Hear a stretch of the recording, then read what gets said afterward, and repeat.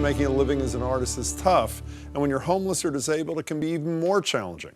But as Christina Quinn shows us, one local organization is changing that, proving that high-quality art isn't exclusive to high-end galleries.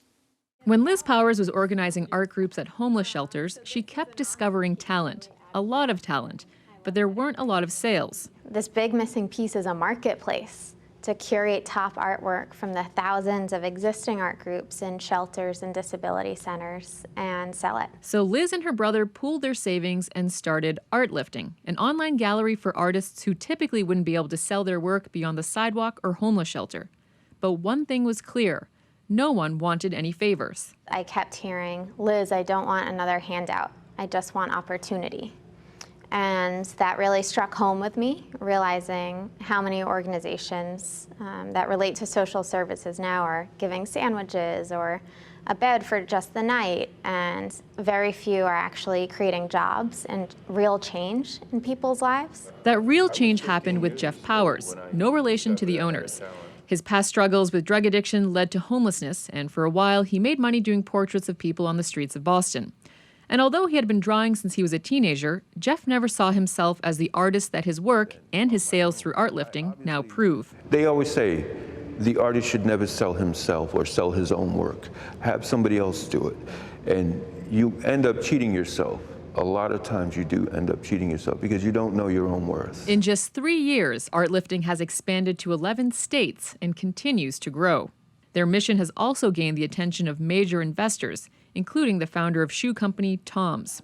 It's that mission that also attracted photographer Cindy Perdigao, who had to overcome a disability to sell her work through ArtLifting. I like that it provides space and provides a conduit for people to do creative process, because that creates a community. Everything that gets bought, we get a certain percentage, and then money goes back into providing continual space for people to create continual revenue. And that empowers people rather than rescues people. The revenue split is similar to that of art galleries. 55% of sales goes to the artist, 1% to artist supplies, and the rest to running and building the business. But above all, the art needs to be good.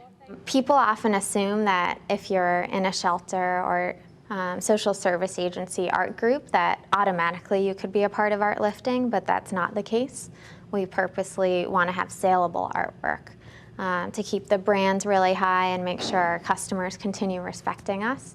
If their website and business growth is any indication, ArtLifting shouldn't have any problem doing just that.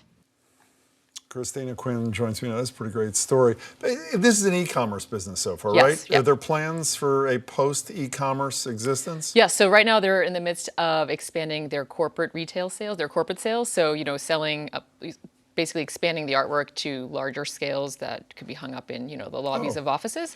They're also working on expanding their licensing. Like into what? What does that mean? So most recently, they partnered up with Lisa, which is a mattress company, and they licensed one of their artists' artwork to be embroidered onto a mattress. What happens when you put the sheets on the mattress? Well, then you can't see the pattern, but perhaps you can rest easy knowing that you bought something that's going to a good cause. That's a great concept. Yeah. One last thing.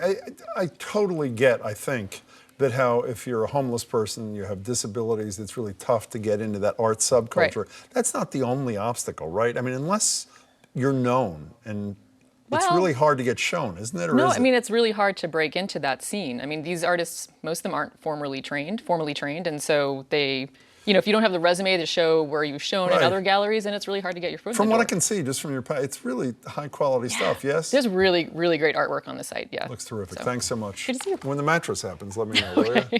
Thanks so much. Now, if you'd like to check out any of these pieces yourself, they're all online at artlifting.com. We'll put a link on our website as well.